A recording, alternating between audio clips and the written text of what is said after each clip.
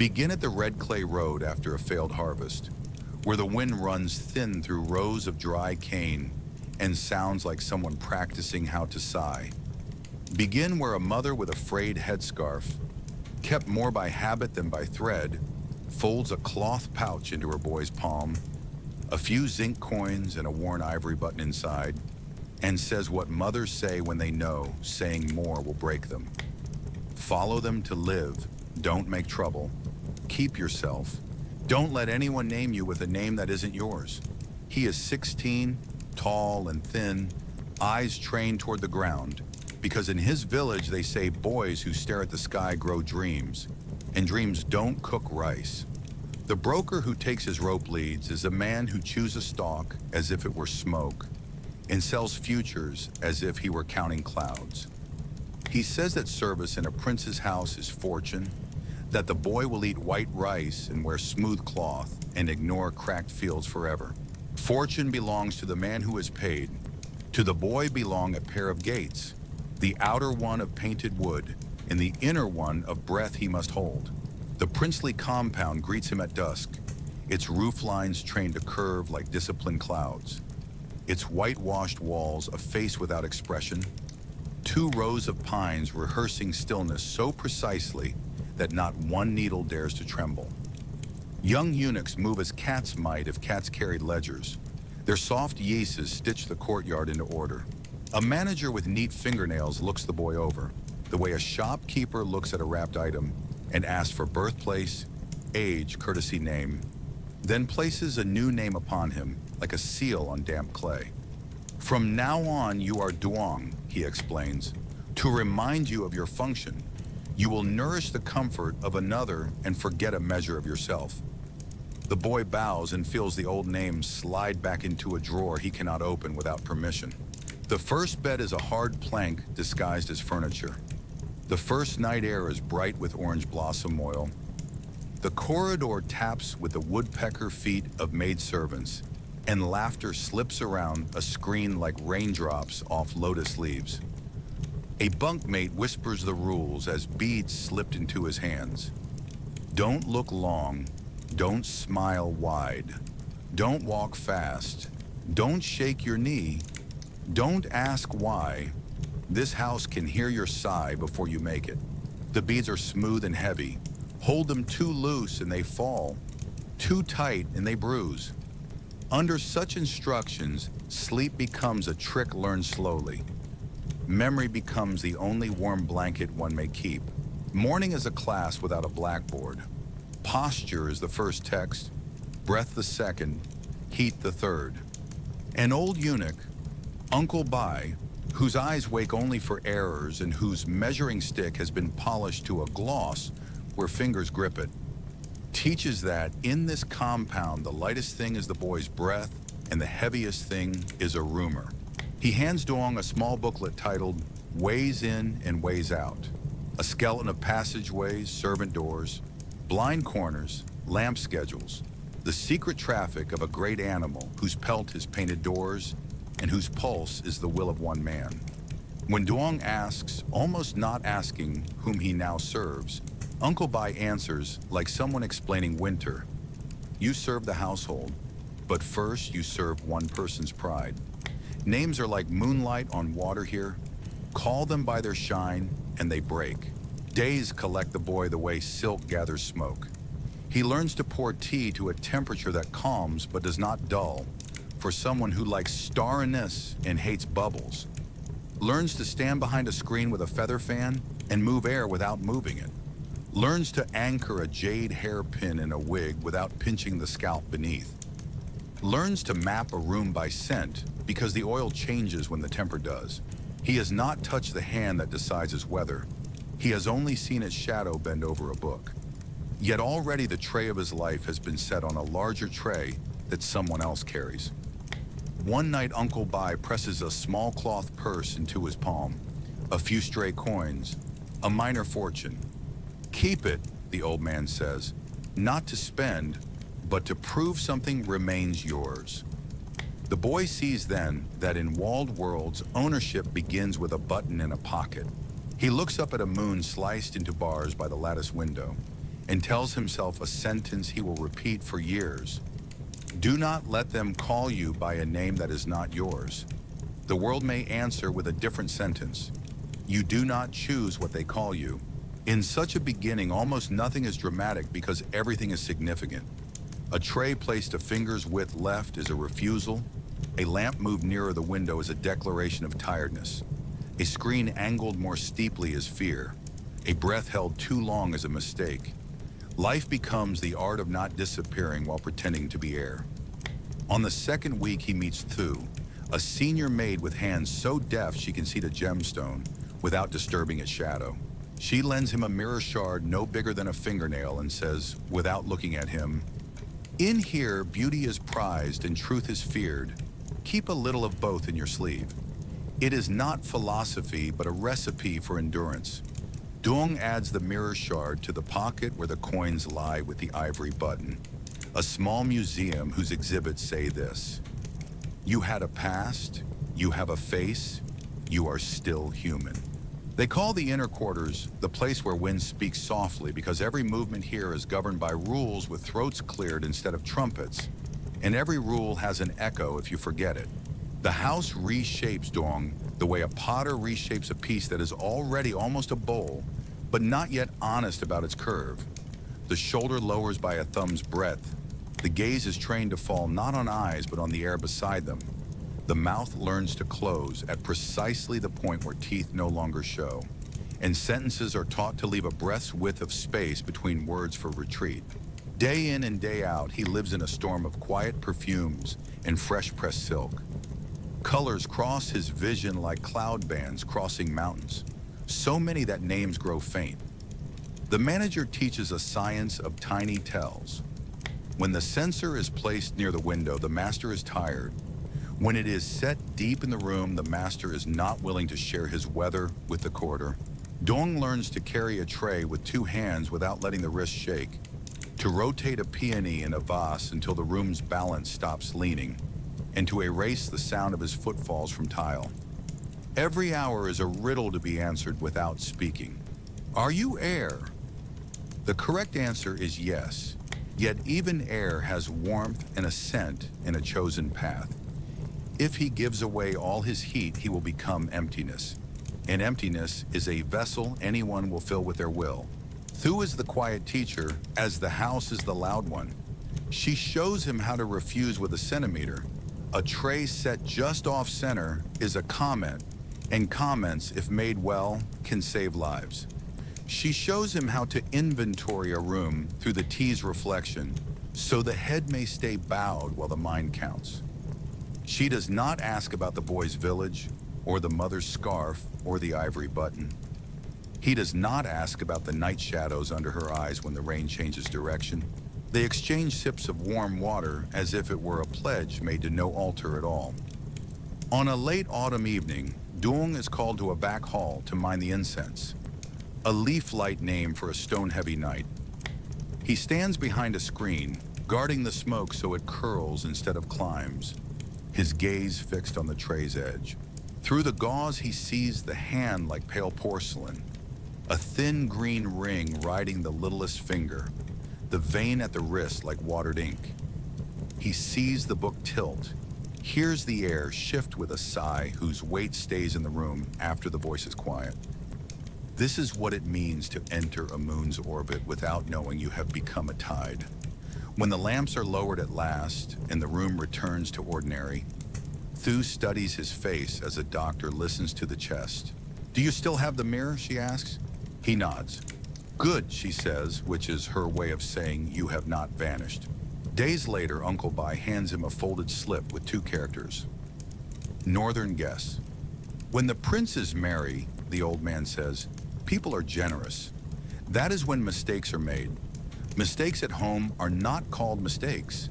They are called misfortune." Duong understands this means his steps must be half again as small, his eyes blurred by choice, his ears selective.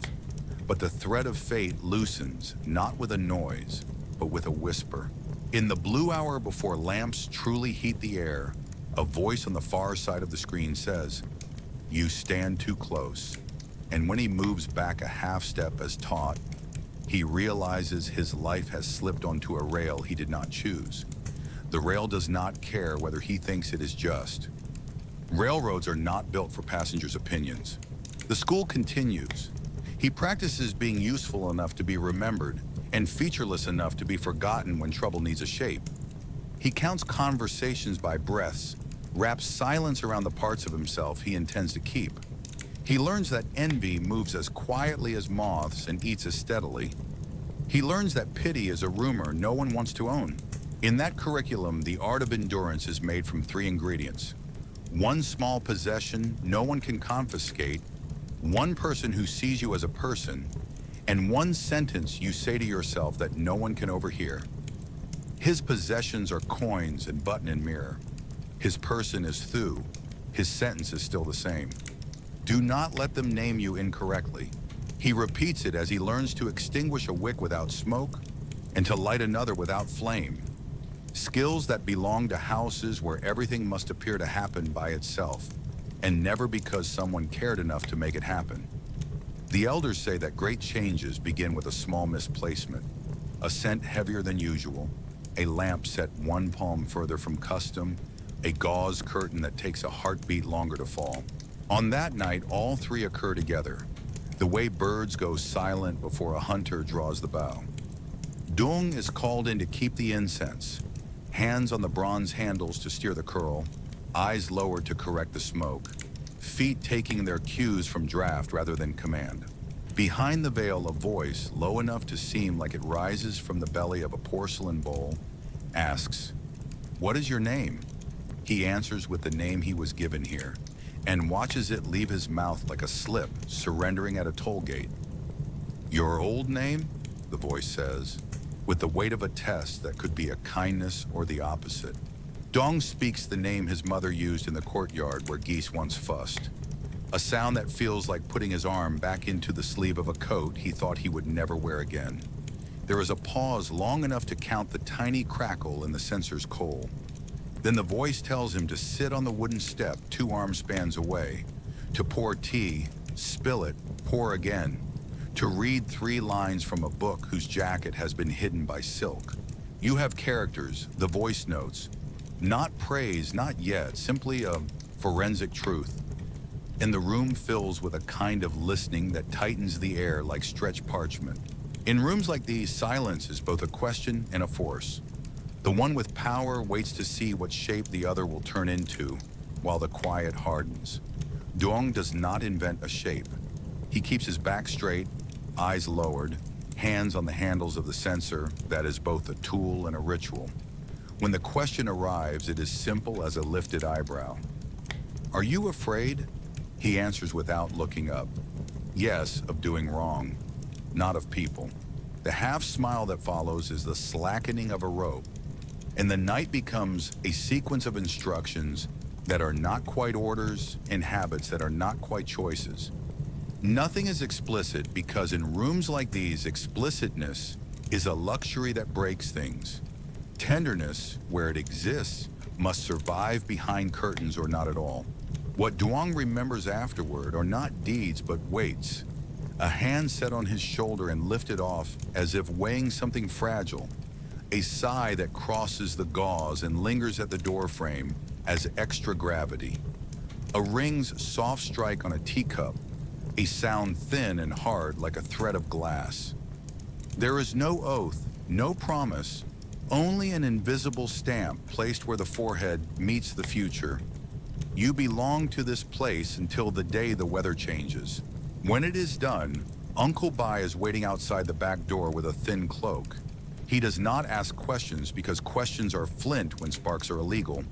He lays the cloth over Duong's shoulders and tucks it the way a careful tailor might. Then, softer than advice, he says, "Do you still have your mirror?" Duong nods. "Good. Don't look too long. To stare into one's own eyes after nights like this is to watch something depart that lacks a name." Back in the servants' room, Thu is waiting with a small pot of warm water.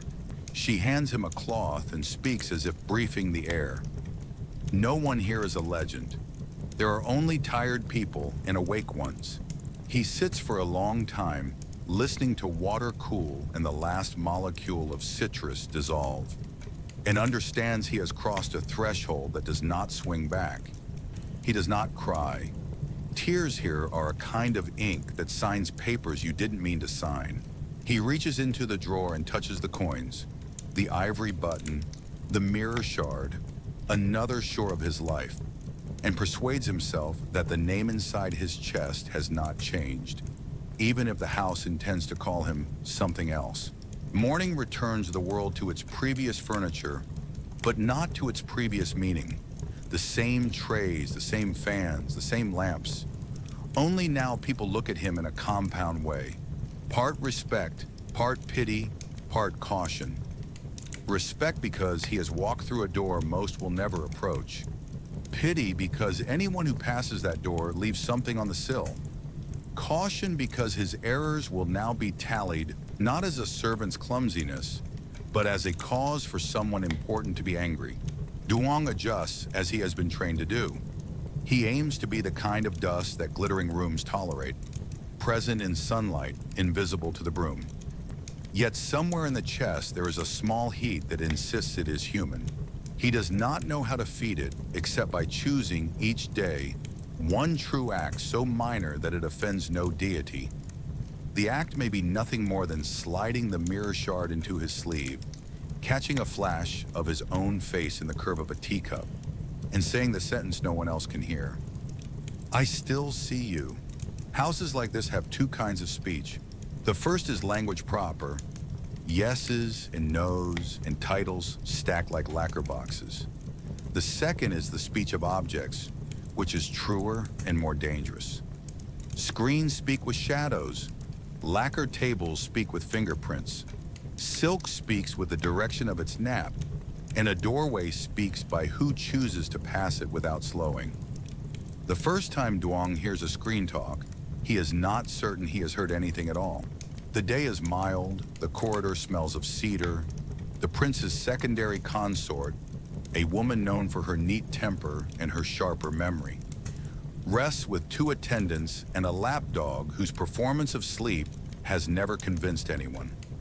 Duong stands where Uncle Bai has taught him to stand, not centered in a doorway like a painted figure, but one palm's breadth into the darkness where the eye does not naturally go. A breeze lifts the gauze hung behind the consort's chair and lays Duong's outline across the folding screen behind him. One attendant glances up, and Duong watches her watch his silhouette as if reading a small inscription. There is no outcry, no pointed fan, nothing theatrical, only the smallest arch to the attendant's brow, as if to say that silhouettes can be filed away like receipts. That night, Uncle Bai taps his measuring stick against Duong's sleeve and says without scolding, "Screens have ears. Ears talk." Then he shows Duong how to stand at angles that break a figure into harmless geometry, how to hide a head's outline inside the screen's painted bamboo so that a passerby sees bamboo and nothing else, how to let a lamp's cone of light fall behind one shoulder instead of across both, so that a body makes no readable sentence. What is read is not always what is written, and the inner quarters are a library where every reader believes herself a scholar.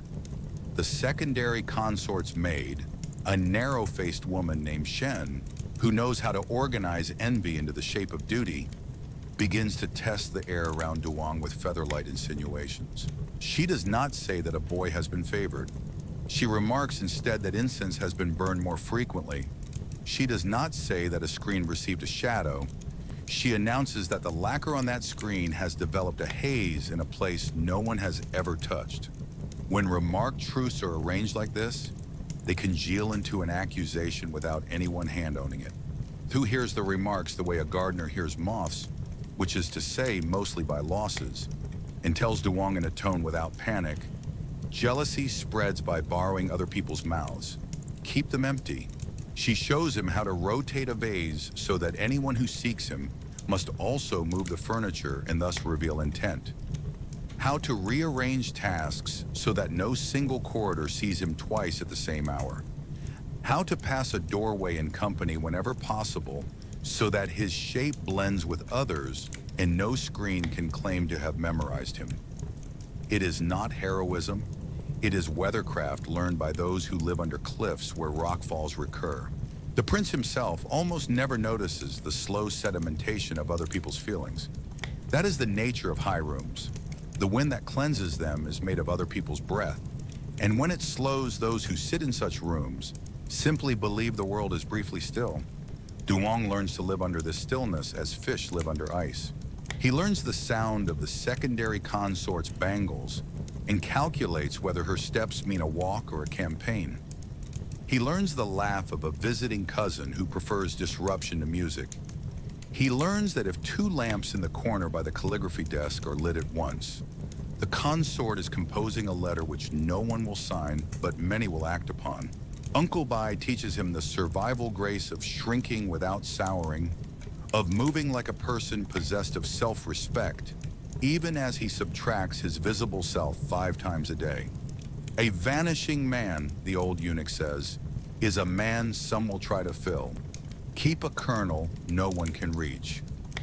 The kernel is not mysterious. It is a mirror shard warmed sometimes by the palm. It is the quiet name a mother spoke. It is a sentence said in the chest. In a world of screens that talk and people who pretend not to, a kernel is a citizenship. The accusation, when it finally finds its lion's voice, does not come from Shen, but from a guest with a broader license to be indelicate, the prince's married sister, cheerful and bored. She mentions at supper, in a tone light as pastry, that men of the household have grown pretty as girls, and that the inner quarters now use more powder than a small opera troupe. No one looks at Duong because no one needs to. The remark goes straight to the secondary consort like a perfumed letter, and her smile, delicate as frost and twice as cold, says that her suspicions have found a witness. Nothing happens immediately. That is worse. Slow penalties in such houses are like slow fevers. They persuade you the illness is your personality. Doors begin to close just before Duong reaches them. Trays arrive at his station with petty faults and return with real ones. 2 of the younger eunuchs who used to borrow his needle to reattach stray buttons stop asking and start looking silently, as if trying to decide whether buttons are necessary at all. Duong shrinks as taught, but he does not hollow. When the night summons comes again, he does not hurry. He crosses his own shadow in a lamplit corridor, observes that it no longer looks like a person even to him, and says the private sentence that is now the only oath he recognizes. I still see you. The screen hears nothing, which is why he says it. Great houses run on big silver and small coin, the way a body runs on blood and salt. Big silver buys carpets in cousins' favors, and the kind of lacquer that refuses to age. Small coin oils hinges that would otherwise develop principles. After the sister's remark and the consort's frost, Duong discovers that hinges of every sort have begun to squeak.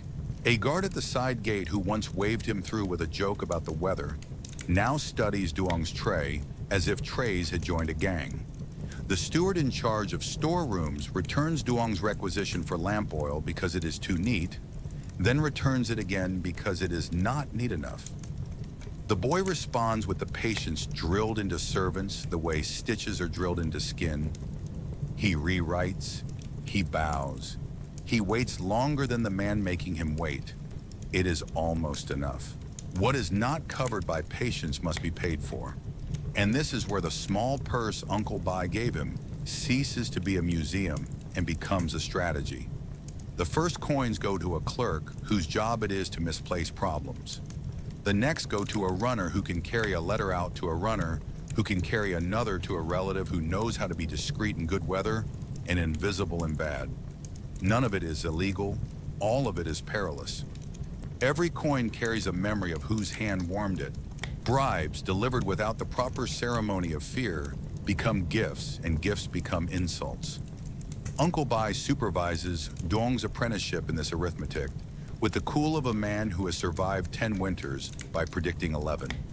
You never pay to be liked, he says. You pay to be ignored. If they like you, they will remember you. Thu, from the frontier where the hands-on work is done, adds refinements. Coin is never given in a corridor, where walls keep secrets the way baskets keep eels. Coin is never slipped to someone who has a better memory than you. Coin is only passed with words no one could ever repeat without sounding foolish, such as a nonsensical compliment about the weather vanes. Duong learns. He does not like the learning, but the mirror shard in his sleeve advises him that liking is not necessary to integrity. He preserves a line he will not cross. He will pay to be allowed to do his duties. He will not pay to lie about someone else's. Lines, like kernels, are citizenship. The letter, when he finally gets one started, is not what he wanted to write. He had imagined telling his mother a story with a happy lie on the surface and a true whisper beneath. But letters are read by eyes that belong to people and systems, and none of them are his. He writes instead about weather and food and the price of charcoal, which is to say he writes what he has seen fathers write when they do not know how to say they are well because they are not. The runner calls himself Wolf for reasons that never quite convince. He takes the folded paper without promise and returns weeks later with a different folded paper and a story that could be true about how far papers walk. The reply is short, and something about its brevity keeps Duong from an easier cry. His mother thanks the heavens that he is fed. She advises him to agree where he can and endure where he cannot. She encloses a thread from a shirt she has sewn for a nephew and says nothing more intimate than this: a thread. Threads are a language that screens cannot translate. Duong winds it around the ivory button in his purse and thinks not of safety, but of continuity, which is the poor cousin of safety and the truer one. As weeks pass, the small money he spends to stay unremarkable makes him more remarkable to those who like to count other people's resources. The gate guard proposes, in the friendly tone of a man suggesting a walk, that Duong could let the man's cousin deliver the next letter for less money and more speed. The steward of storerooms discovers a flaw in the minute book that only a bribe can correct. A flaw so elegant it must have been designed with a bribe in mind. Shen, who does not touch money in public because she has mastered the higher art of making other hands work for hers, arranges for a cousin to mention in the wine shop that a certain boy with nice posture seems to have more coin than posture can account for. This is how reputations are engineered, the way bridges are sometimes built, not all at once, but with steady spans that one day form a crossing. Duong responds by living more frugally than hunger requires, by allowing his shoes to betray him as poor even if his tea does not, by giving away 2 small favors that cannot be traced back to him. He is not plotting a revolution. He is trying to pass a season without being harvested. The season ends not with an explosion, but with a decision somewhere above his head, expressed by the ordinary sentence all servants learn to dread: there will be changes. Changes arrive as new assignments, new routes, a new schedule of who mines which incense when. Duong now mines it less often. The absence is a reprieve and a proclamation at once. The prince's attention has shifted, not away from Duong toward someone in particular, but outward into business no incense can perfume. In the gap, other forces hurry forward. One is inevitable and has been walking toward him from the day he accepted the job of breathing in someone else's air. Family.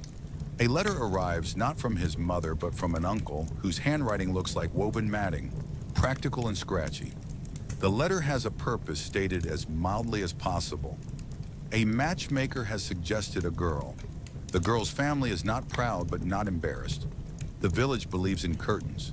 The letter asks for Duong's assent and tenderly confuses assent with love, because that is how villages survive cities. The coins in the purse are suddenly heavier than silver. Uncle Bai reads Duong's face the way a physician reads a tongue and says only, "There are curtains we hang to keep out weather, and curtains we hang to keep out neighbors." Both look like cloth. Filial piety is a word that people pronounce with their foreheads tilted slightly forward, as if to allow gravity to assist their virtue. It is also a ledger with columns no one agrees how to balance. The uncle's letter, which arrives under a seal of concern that is not false and not sufficient, suggests a marriage less as a covenant than as a curtain. The girl is named Lan, which means orchid, and also means any number of girls who are asked to be an emblem rather than a person. She is said to be tidy, quick with figures, and possessed of the good health that enables families to hope without consulting physicians. The matchmaker has seen Duong's mother and reports that the mother's eyes were like water suspended in a bowl, still until stirred. The village, which measures reputation in a currency more volatile than silver, has begun asking whether the boy who left for the city has become the sort of person who thinks he is too fine for his own origin. The letter asks for a sign of respect in the form of agreement. Duong holds the paper and feels that it has weight in 3 different places. In his chest, where pride and shame compete to name themselves. In his palm, where obligation sits like a smooth stone. And in the air around him, where the house already has its own draperies and will not welcome another. Uncle Bai offers the house's precedent as if handing Duong a pair of spectacles through which to see ugliness more clearly. Men have married for reasons that had nothing to do with the pulse, and some of those marriages were not catastrophes. The old eunuch tells truths no one calls noble because they are too useful. That a marriage can satisfy a village. That a wife can become an ally if told the truth carefully. That children can be raised in warmth without all participants being in love with the same weather.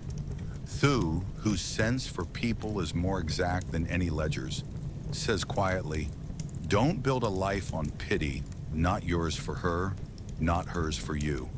The counsel is more frightening than the situation because it offers no door except one that must be carved.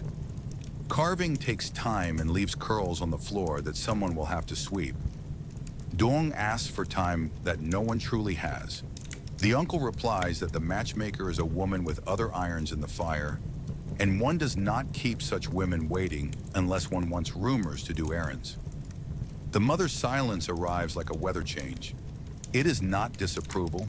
It is the quiet that people make when they have entered a room where their words will be repeated by walls. There is a way to solve this from the house's side, and it is offered with the flattery that feels like a choke.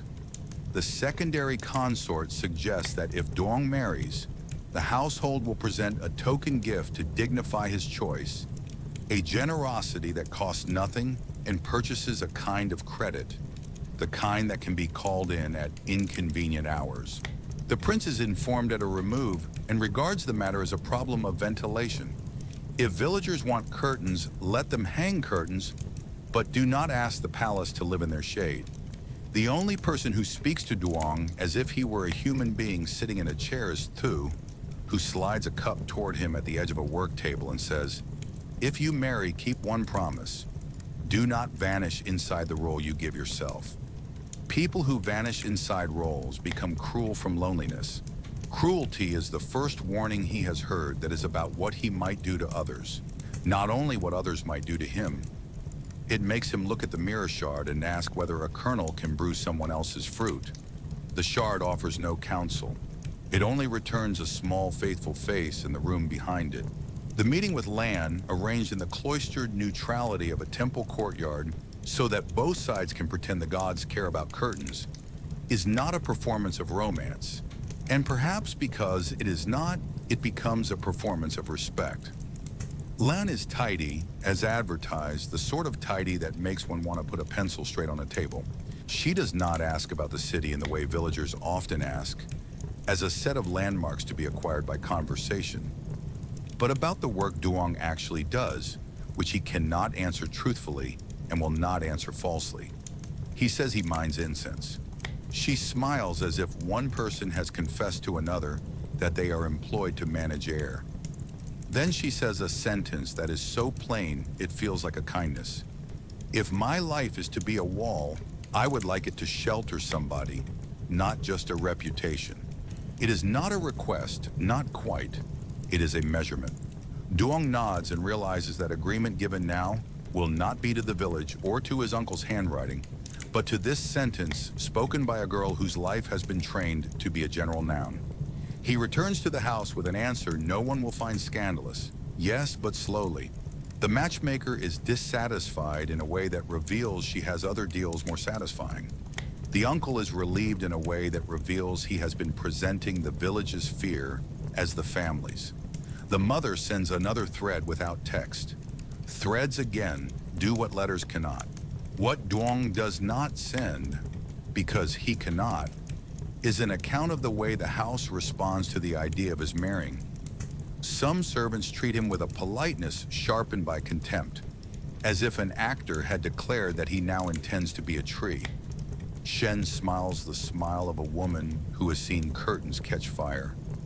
The secondary consort says there will be a gift and then forgets to send it. The prince does nothing, which is a decision dressed as absence. Uncle Bai recalibrates Duong's routes to keep him out of rooms where small maliciousnesses collect like lint. Thu teaches him a new skill that a married man with secrets will need: how to carry two truths in one sentence without dropping either. Not double speak, which is betrayal, but double steadiness, which is balance. He practices on harmless things first, as one practices lifting with stones before moving a table. The weather is kind and unkind, he says one morning, and means it. I am here and I am not, he says one evening, and curses the ease with which it comes. The day a date is proposed, the house has one of its periodic seizures of ritual. Lanterns are mended, inventories are checked for gifts that can be reshuffled into new boxes. A priest is consulted about an hour with a cooperative tiger. Duong discovers that the bureaucratic body can plan a wedding more efficiently than it can plan kindness. He stands in the middle of the arrangement and feels like a string being pulled through a seam. It would be easy now to call the marriage a shield and leave it at that. But shields do not always protect those who stand behind them. Sometimes they protect the arm that holds them and no one else. In the night before the formal agreement is to be sealed, he returns, foolish as a boy and stubborn as a veteran, to the only altar that has ever listened to him, the small museum inside his purse. He touches coins, button, thread, mirror, and says the sentence that has become his daily bread, a crumb at a time. Then, with the confidence that comes only when a person knows what they can survive, but not what they deserve, he adds a new vow. I will not use one life to erase another. The house does not hear. A curtain somewhere is being hung. A wind somewhere is looking for it. There is a night in the calendar when cities pretend to be rivers and rivers pretend to be stars. Lanterns climb trees, cross bridges, repeat themselves on water, and a person can, if only for an hour, forget which light is flame and which is reflection. The household observes the feast with bureaucratic devotion, lists of candles, routes mapped to avoid crushes, a ranked procession that makes merriment march in file. Duong is assigned the middle distance where important tasks live without being named. He steadies the censer when breezes lean in. He changes a wick before smoke can become narrative. And he counts heartbeats between orders as if time itself were a staircase he must climb without panting. The prince walks as if the street had been laid for his feet. The secondary consort moves like a signature. Shen flutters with the composure of a woman who has learned to weaponize the trivial. Thu travels the evening as water does, occupying hollows, avoiding stones, taking along whoever needs to be carried for a step. All lanterns are metaphors, and all metaphors are dangerous in houses where men own the official versions of hope. The prince pauses at a pavilion where riddles hang like fruit. Guests tug paper slips and pretend to be surprised by their own cleverness. Someone asks for a poem. Someone else, whose voice carries even when it does not intend to, says that poems and boys are both best when slender and well-behaved. Laughter arrives on cue and leaves a residue it would be tactless to name. Duong does what the school of silence taught. He becomes weather. But weather has senses, and tonight his senses collect a different curriculum. A boy on his father's shoulders, pointing at a dragon lantern and shouting the raw future with his throat. Two women negotiating for sesame dumplings with the fluency of equals. A blind man whose face very still drinks warmth from the lanterns the way hands drink warmth from a bowl. Here is a city arranged not by rank, but by looking, and for a suspended hour, Dong looks without lowering his eyes. What he feels is not rebellion, it is proportion, as if his life were a map finally given a compass. Near the river where lanterns travel, as if the water has learned to count, Dong finds a patch of night not yet colonized by instructions. Uncle Bai stands there, a silhouette respectful of its own edges. The old eunuch says nothing for a long time, which is how older men say the things they mean most. Then, when I was your age, I thought the world had two rooms. The room where names were true, and the room where they were instruments. There is a third. It is not a room. It is a path you carry.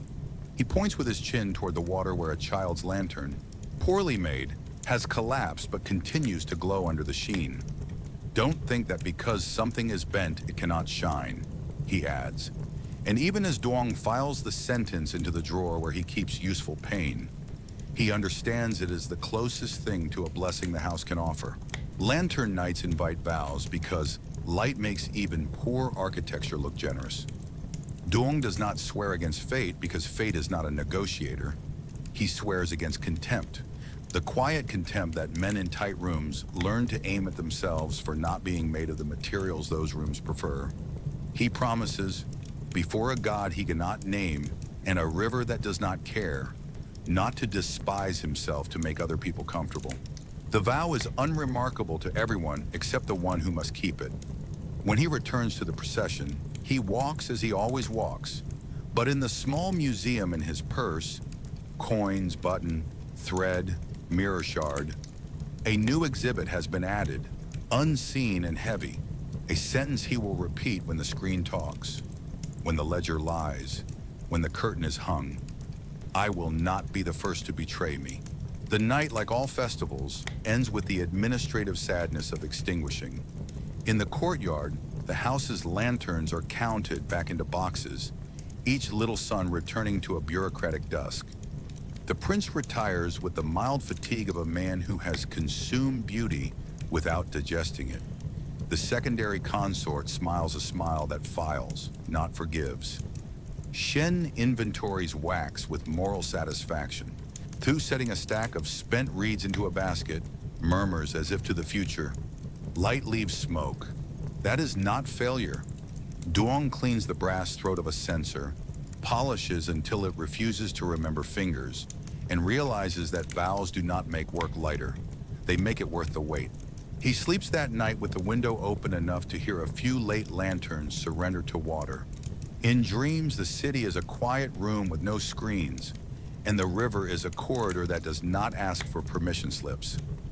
Dreams are not plans, but in the morning he wakes with the memory of stars in manageable form and finds that he can stand straighter without standing out. It is not revolution, it is posture. Sometimes posture is the first true rebellion, because it cannot be confiscated. The day greets him with the same lists, the same faces, the same rooms. He greets the day with 1 degree more respect for himself, which is exactly the degree the world cannot measure but can feel. Power loves to pretend that it has nothing to do with fear, but the archives tell a different story in the language of bamboo slips, red stamped orders, and the clean arithmetic of punishments. The house does not read codes out loud, it breathes them. Still, there are moments when the law enters like weather and everyone adjusts cloaks. A clerk from the magistrate's yamen visits to discuss levies and leaves behind, deliberately or carelessly, a brief that mentions a recent case in a neighboring prefecture, a household servant accused of improper conduct with another man. The phrase is as vague as a fog and as effective.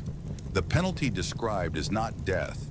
Death would be too neat, but public beating in a term of labor with a kang, the wooden yoke that turns a person into a billboard. The document does not say shame because shame is assumed. It does not say who named the servant because accusations are a community sport. It does not say whether there was love, because law does not have a column for that. It specifies numbers of blows, because numbers are how bureaucracies convince themselves they are fair. Uncle Bai, who has managed to outlive both codes and fashions, uses the brief as a sermon without a god.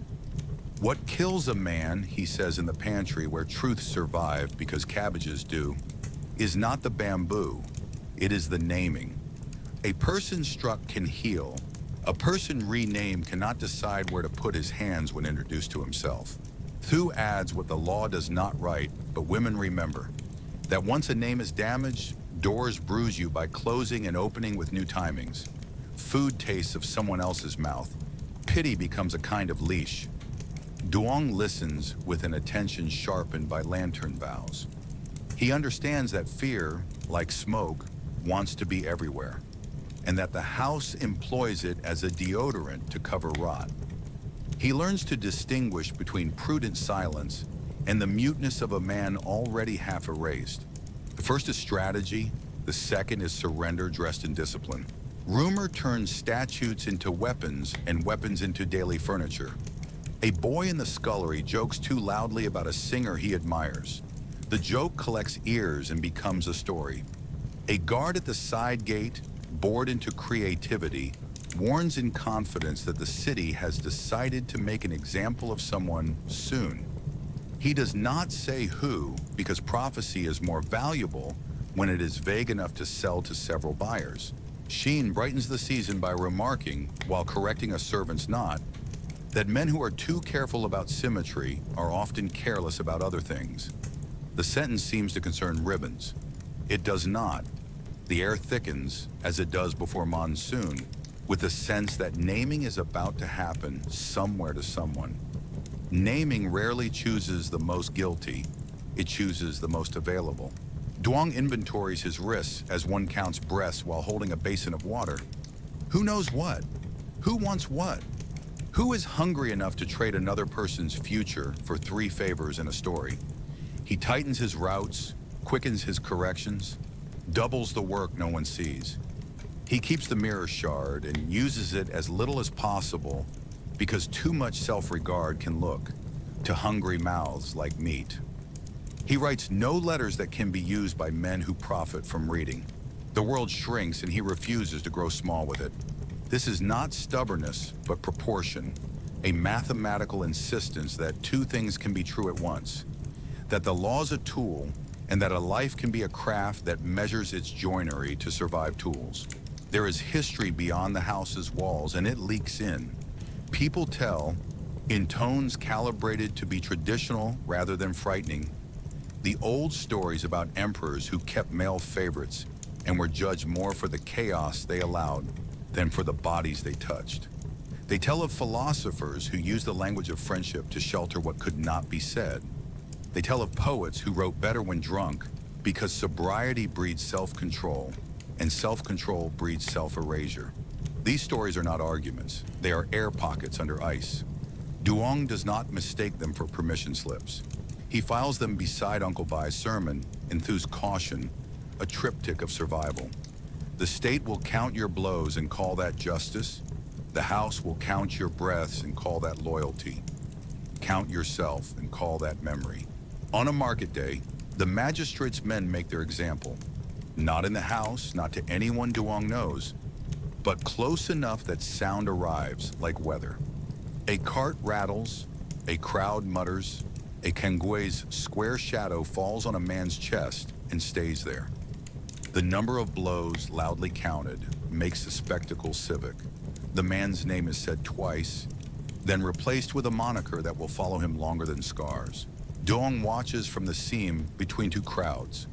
House servants have a talent for becoming seams, and feels the vow of lantern night reheat in his chest. He does not pity the man, because pity from a seam tears cheaply. He promises instead that if naming comes for him, he will not let the house do the state's work or the state do the house's. This is bravado only to those who have never had to stand somewhere and choose not to move. He goes back through the side gate, washes his hands longer than tea requires, and lowers his eyes exactly as low as they must be to meet his work without surrendering his face. Disaster, when it is clever, dresses as paper. The letter that falls is not a valentine. It is a careful honesty, weighed syllable by syllable, written to land in the neutral ink of a man trying to build a house where neither occupant will freeze. Duong does not write that he loves as the village expects a husband to love. He writes that he will keep the weather as kind as he can, that he will not use her as a curtain for a draft he should learn to live with, that he will prefer truth if truth can be made warm. The sentences are not a confession, they are a blueprint for a difficult kindness. He folds the paper into the inner sleeve that carries his mirror shard and intends, with a caution he thinks sufficient, to give it to the runner who knows how to leave no tracks. Intention is not insurance. In the storeroom, while measuring lamp oil that refuses to cling to the stick the way numbers refuse to cling to lives, the letter slides, a thin white fish slipping from a net, and disappears beneath a ledger. It is found not by Uncle Bai, who would have returned it without a ripple, nor by Thu, who would have burned it herself and taught Duong to remember better. It is found by a junior clerk named Fang, whose greatest skill is adding significance to small things. Fang reads enough to recognize that the letter contains tenderness and that tenderness can be leveraged. He does not show it to Shen because Shen is already occupied with larger designs. He shows it to the gate guard whose cousin knows someone at the Yamen and whose confidence swells when he imagines himself a hinge on which several doors might swing. They do not understand the letter. They do not need to. They understand the price of letters in seasons when naming is a sport. The extortion that follows is dressed as advice. The guard, polite as a man offering to hold a parcel, suggests that letters like this can be misunderstood by those who prefer shorter nouns.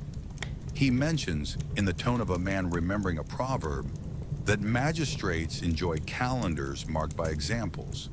He proposes that a fee, modest and recurring, could ensure that the letter does not jog anybody's memory on its way back to Duong's sleeve. Fang, suddenly expert in reputation management, offers to keep the letter safely himself as a kind of escrow against gossip. This is extortion's highest art, to make theft look like stewardship and threat like neighborliness.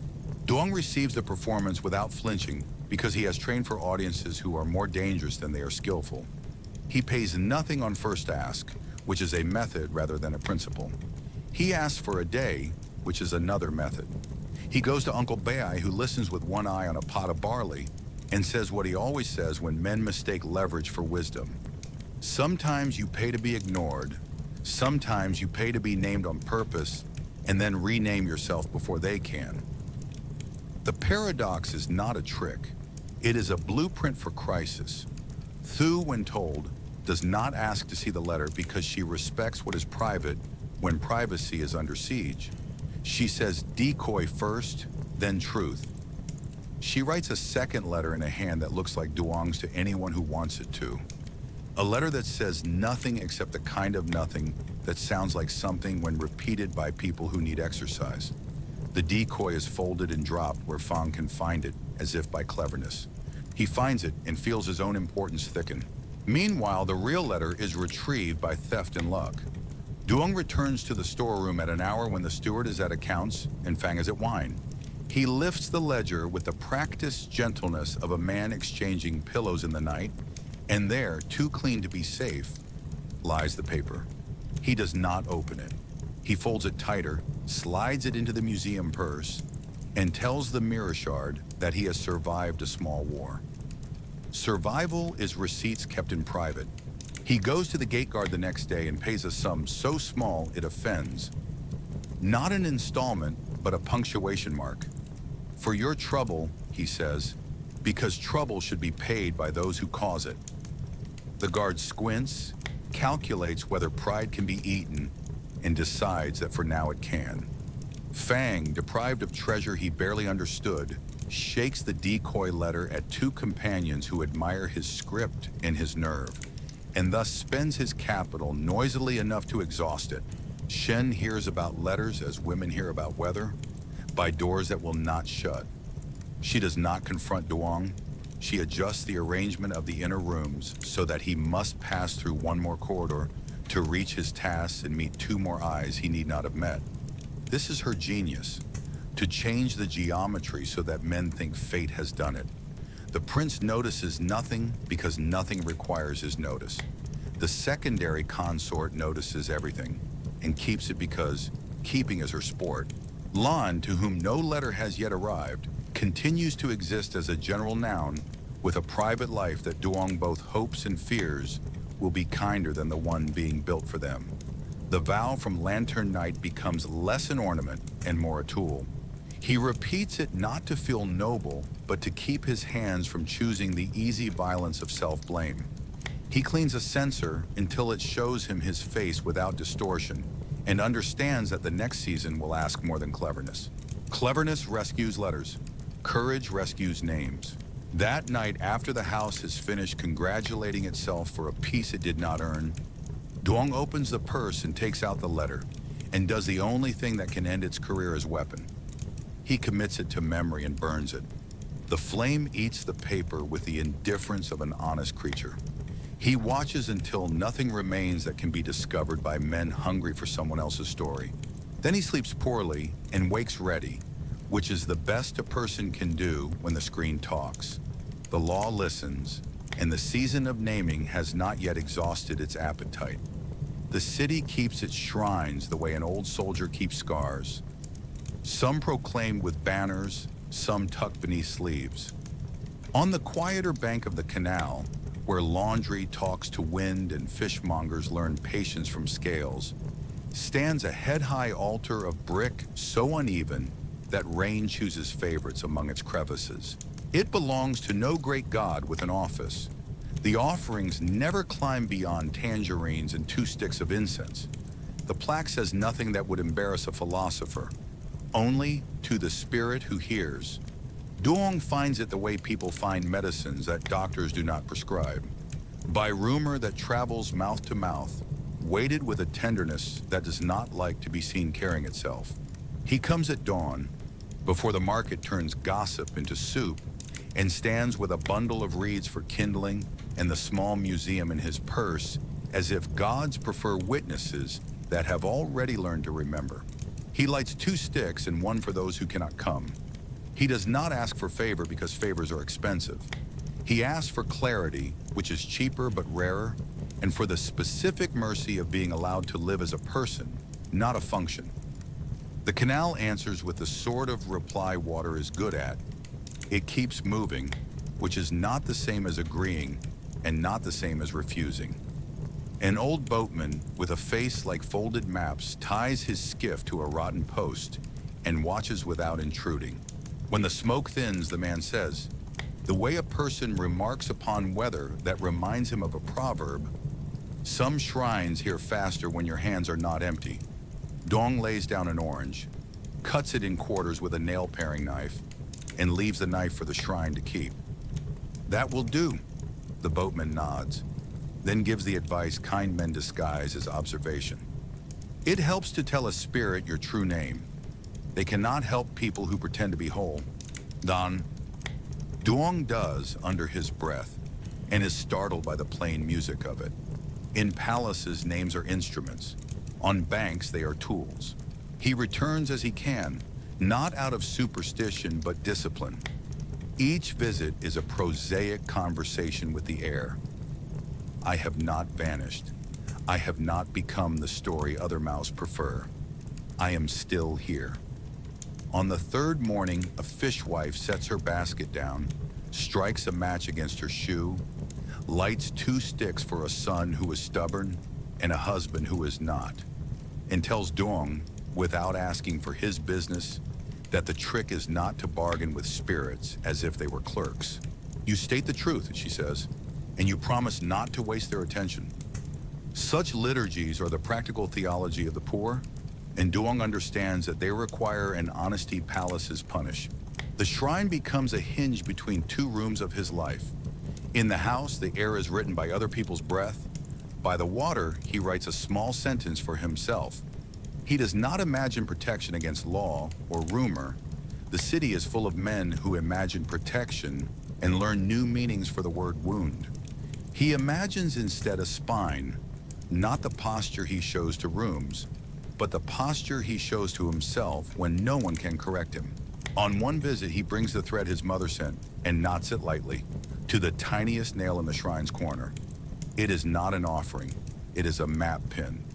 If one day he must run, he will know that at least one place in the city has heard his real voice.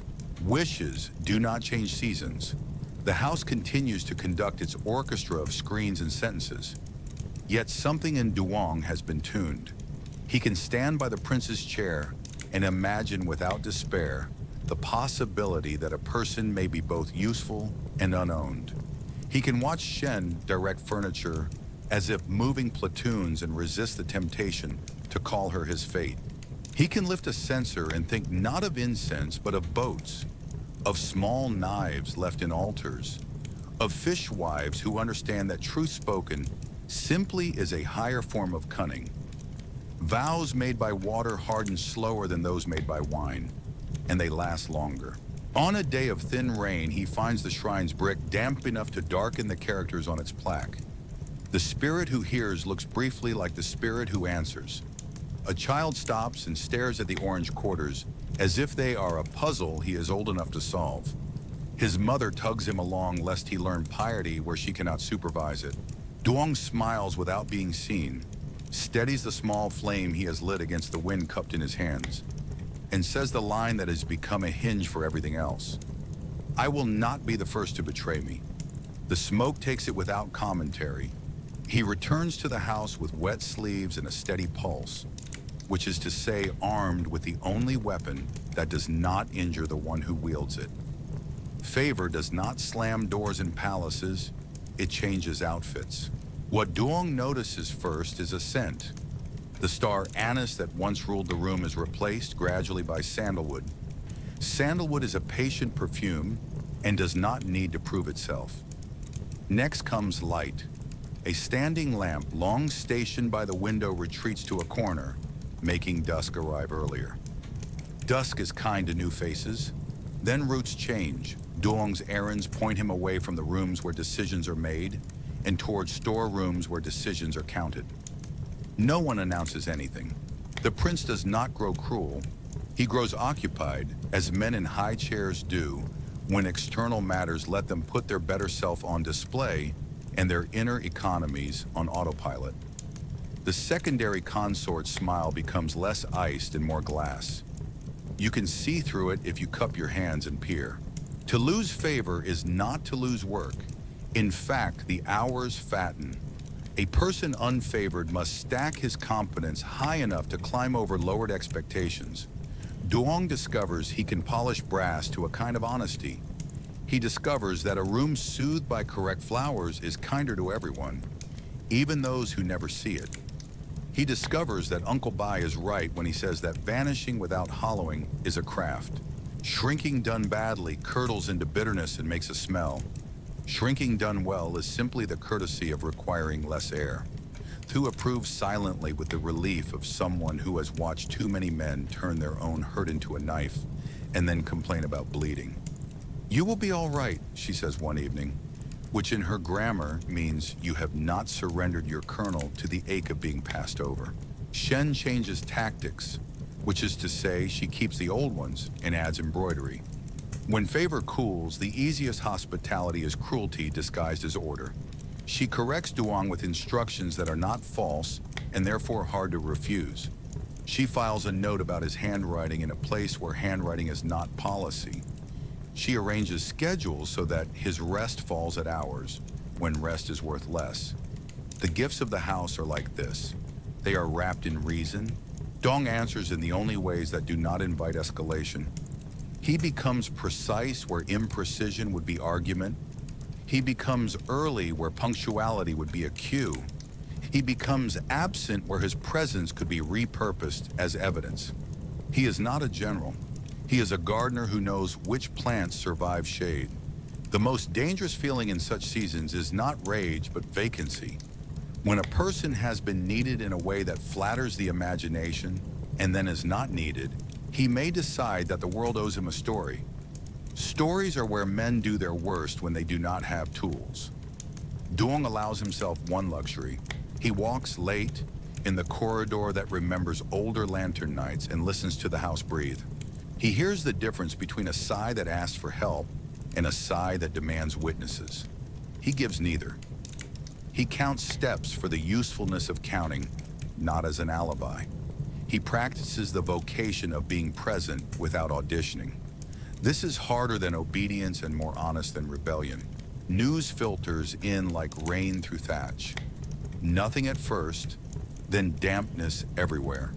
A new favorite is not named but rumored.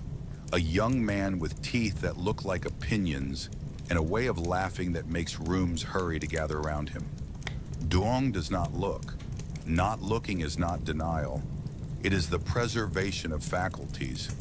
He recognizes the old animal. The house holds pleasure in someone who appears to be sunshine in a jar. Sunshine cannot be jarred, but people enjoy watching the attempt. In private, alone enough to say it aloud, Duong tells himself a truth less pretty than comfort and more stable. Being replaced is not an insult to your soul. It is a routine. His mirror shard confirms that the face which says this is capable of gentleness. He does not envy youth's arrival. He honors its hazard. When the summons stops coming entirely, Uncle Bai brings tea without ceremony and sits by Duong in the pantry, where truths survive because cabbages do. There is a stage, the old eunuch says, after cooling and before cold.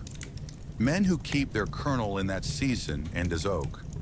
Men who do not end as furniture.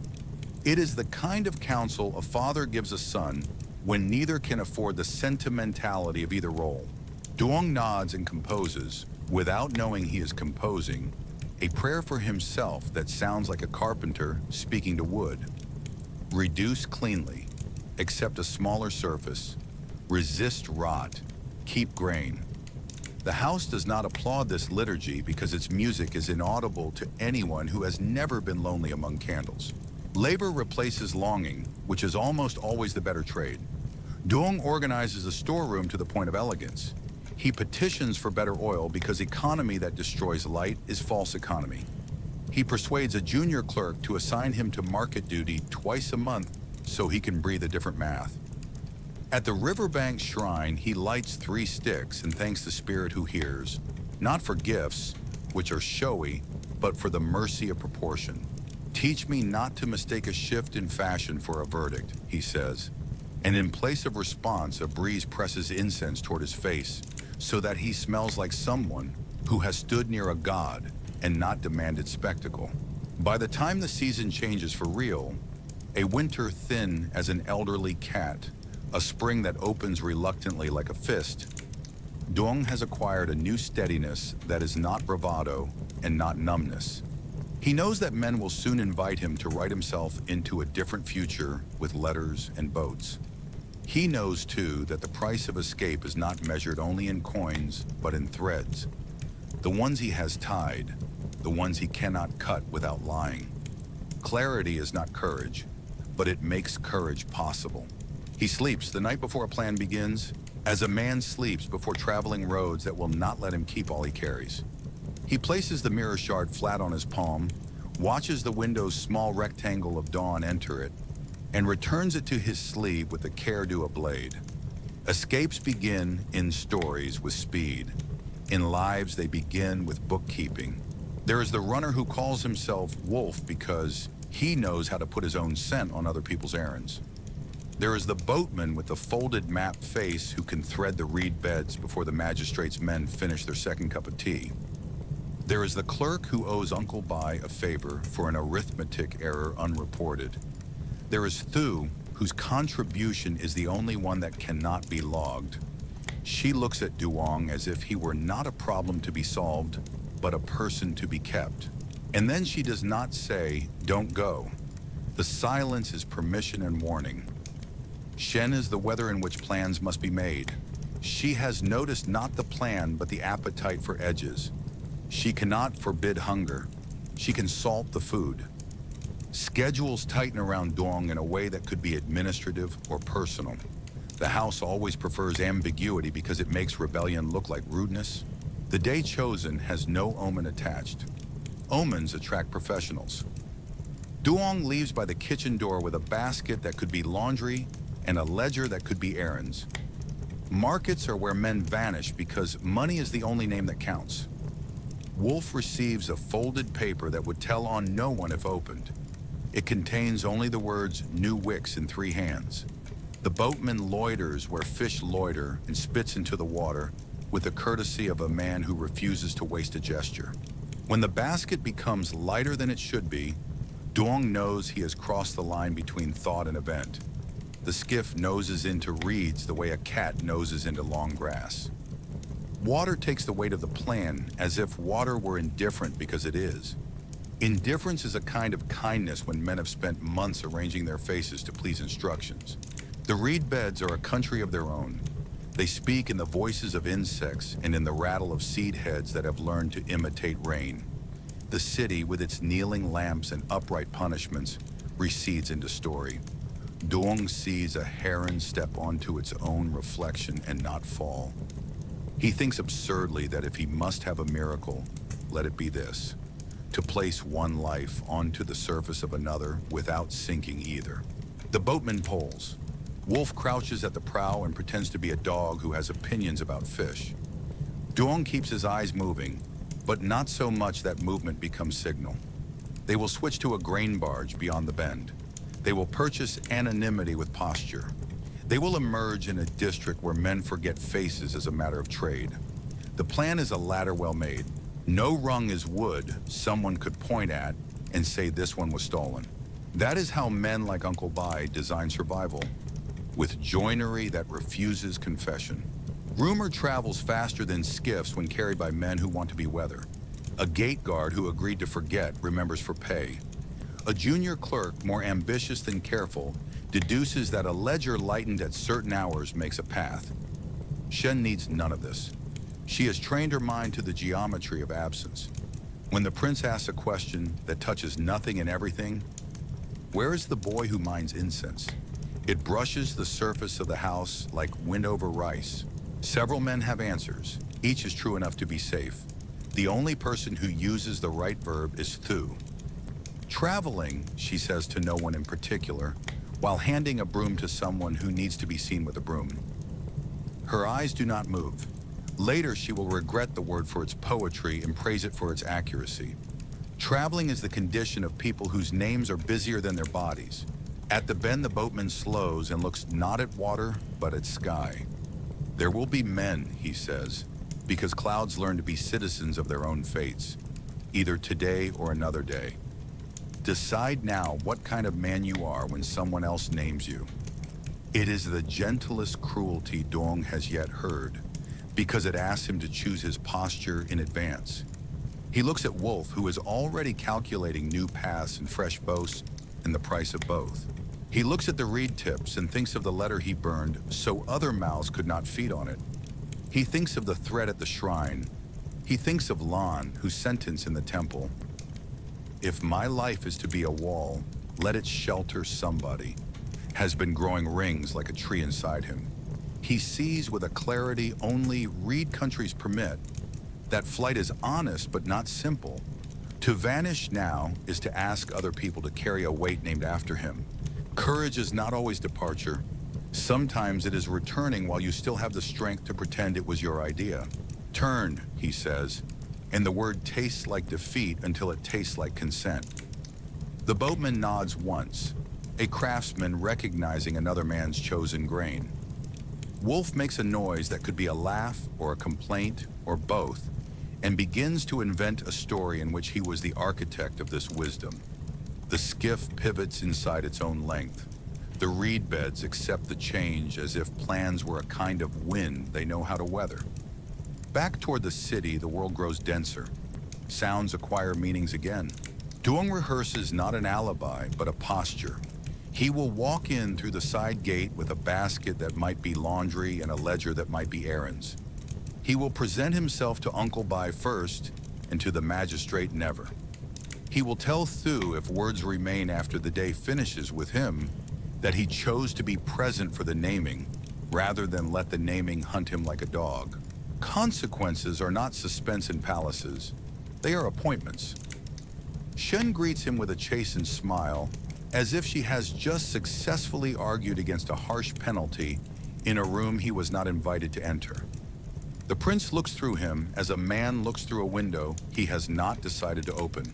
The secondary consort chooses a sentence with the weight of a pillow and says, "Be wiser," which is the kind of mercy a house offers when it wants credit at a discount. Uncle Bai counts Duong's breaths the way he once counted quarters and says, "After the fifth, oak, not furniture." Thu does not speak because speaking would be a kind of applause, and applause is dangerous for those who have chosen to stay. When the day is given permission to end, Duong goes to the riverbank shrine in a dusk that smells of fish and spelling mistakes. He ties another knot in the thread, not tighter, never tighter, threads die from zeal, and says to the spirit who hears, to the water that keeps collecting cities and refusing to drown them, and to his own kernel, which has not cracked, I came back on purpose. The reeds, patient Republicans, do not offer opinions. The shrine does not require them. The house will tomorrow resume its commerce in names. But tonight a small knife is missing from the altar because Duong left it there. And a skiff is a fraction lighter because it has delivered a man back to the weight he chose. And a mirror shard warms in a sleeve because it has learned what to reflect when the light is uncertain. He walks home by alleys that know his steps, prepared to answer doors that know his name, and carries in his pocket the only receipt the season will issue, a pulse that refuses to confuse survival with surrender. Illness in a great house is a test of everyone else's character before it is a test of the sick. Duong's begins with the honest tiredness of a man who has been careful too long and becomes, by the second dusk, a heat that repaints the edges of doors. He works anyway because there are days when dignity is the only wage a servant can insist on collecting. And then he does not work because legs that have earned the right to refuse finally refuse. Thu finds him folded on a bench near the lamp room, not melodramatic, simply smaller, as if the fever had negotiated a ceasefire with his bones. She sets a palm to his temple, reads the weather, and does what competence does when pity would be an indulgence. The lamp is turned down without making smoke. Water is fetched without asking whose cup is whose. A blanket appears that no ledger will miss. "Sleep," she says, which in her dialect means I will stand between you and errand runners who believe that breath is public property. Physicians called to palaces arrive with 2 bags, one for medicine, one for theater. The old man who answers Uncle Bai's discreet summons has more needles than adjectives and more courtesy than the house deserves. He listens to Duong's pulse with his fingers, the way a man listens to a story he has heard before, but never from this mouth. He notes the fever's rise and fall, like a clerk counting rice sacks. He asks questions that have answers independent of rank. How long? How dry? How often? How deep? He says there will be tea, and there is tea, dark as good soil. He says there will be needles, and there are needles, quick as rain. He says there must be air, and Uncle Bai opens a window the width of 2 coins laid side by side. The physician does not ask what Duong does in this household, because a pulse is a language that does not take orders, and he does not perform wisdom. He practices it. When he leaves, he tells Thu the thing a good healer always tells the person who will do the real healing. Guard the quiet. The unlikely kindness comes from the person least expected to notice the temperature of another man's brow. The new favorite, a boy whose teeth had been introduced to the house as a kind of festival. He is called in for amusement during a rain-stalled afternoon and wanders, bored and bright, into the corridor where Thu has made a narrow geography of quiet. Seeing Duong set sideways under a thin blanket, he does not perform disdain or curiosity. He performs something rarer in rooms that pay for spectacles, usefulness. He fetches without being told the right towel from the right shelf. He stays without demanding an audience. long enough to learn the rhythm of wiping a face without waking the man who owns it. He whispers too loudly once, catches the look that Thu gives men who think volume is a virtue, and then whispers correctly. Later, he will return to rooms where the laughter is commissioned and the cleverness recorded, and he will be what the house wants again. But for 2 hours, he is better than fashion. When he leaves, the room smells faintly of sandalwood, and the fever has learned to step down from its high place and pace. It is during these days that Duong discovers the exact dimension of gratitude that does not tip into debt. He says thank you with the obedience of a man who recognizes the hand that steadies him, and with the caution of a man who has been steadied before by hands that later required payment in names. Uncle Bay's care is the kind that never expects applause. Thu's is the kind that arrives as quiet and leaves as order. The physician's is the kind that believes bodies are worth saving independent of their jobs. The favorite's is the kind that surprises because it is not a bid. Fever burns out not because the house learns to be kind, but because bodies sometimes can be coaxed into remembering themselves. In the low days after the fire, Duong eats rice that tastes like rice again and hears his own name in his head without the mocking echo the skull adds when it is hot.